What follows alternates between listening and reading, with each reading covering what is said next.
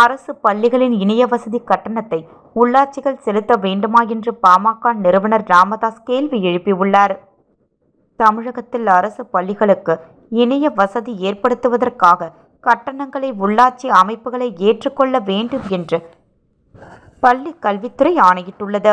தமிழகத்தில் உள்ள ஊரக உள்ளாட்சி அமைப்புகள் போதிய வருவாயும் நிதியும் இல்லாமல் தடுமாறி வரும் நிலையில் இணைய கட்டணத்தையும் செலுத்த வேண்டிய சுமையை அவற்றின் மீது சுமத்துவது கண்டிக்கத்தக்கது.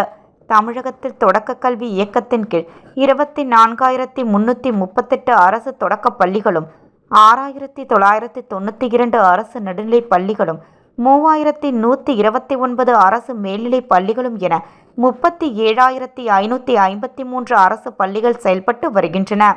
இவற்றில் பெரும்பான்மையான பள்ளிகளில் திறன்மிகு வகுப்பறைகள், உயர் தொழில்நுட்ப கம்ப்யூட்டர் ஆய்வகம் ஏற்படுத்தப்பட்டுள்ள நிலையில் மீதமுள்ள பள்ளிகளும் அத்தகைய கட்டமைப்புக்குள் ஏற்படுத்தி வருகின்றன.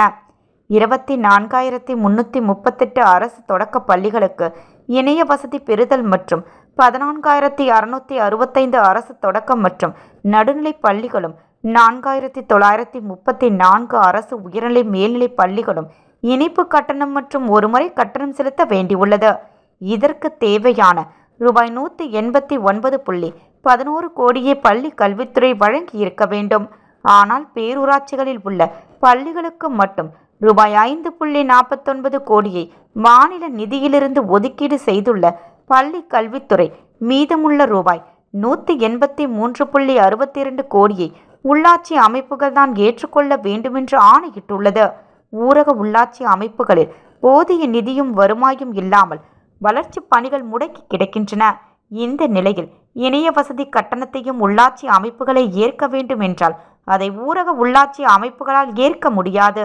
அதனால் ஊரக உள்ளாட்சிகளின் அடிப்படை வசதிகளை கூட செய்ய முடியாத நிலை உருவாகும். அதை அரசு தவிர்க்க வேண்டும். தமிழகத்தில் அரசு பள்ளிகளுக்கான இணைய வசதி கட்டணம் ஒருங்கிணைந்த கல்வி திட்ட நிதியிலிருந்து வழங்கப்பட்டு வந்தது.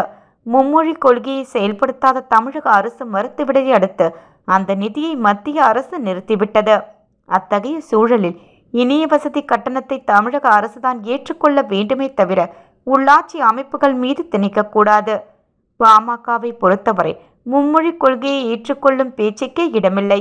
அதே நேரத்தில் மும்மொழி கொள்கையை வலியுறுத்தும் PMC பள்ளிகளை ஏற்க மறுப்பதற்காக தமிழகத்திற்கு வழங்க வேண்டிய நிதியை மத்திய அரசு மறுப்பது நியாயமல்ல. இந்த விவகாரத்தில் தமிழக அரசின் பக்கம்தான் நியாயம் உள்ளது. உச்ச நீதிமன்றத்தில் இது தொடர்பாக வழக்கு தொடர்ந்தால் தமிழகத்திற்கான நிதி உடனடியாக கிடைத்துவிடும்.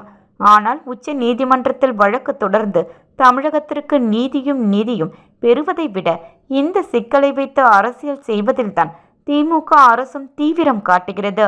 ஒருங்கிணைந்த கல்வி திட்ட நிதியை மத்திய அரசிடமிருந்து பெறாதது தமிழக அரசின் தோல்வி. அதற்கான உள்ளாட்சி அமைப்புகளை தண்டிப்பது எந்த வகையிலும் நியாயமல்ல. எனவே அரசு பள்ளிகளுக்கான இணைய வசதி கட்டணத்தை உள்ளாட்சி அமைப்புகள் தான் ஏற்க வேண்டுமென்று பிறப்பிக்கப்பட்ட அரசாணையை தமிழக அரசு ரத்து செய்ய வேண்டும். உச்ச நீதிமன்றத்தில் வழக்கு தொடர்ந்து ஒருங்கிணைந்த கல்வி திட்ட நிதியை பெறுவதற்கும் நடவடிக்கை எடுக்க வேண்டும். இவ்வாறு அவர் தெரிவித்தார்.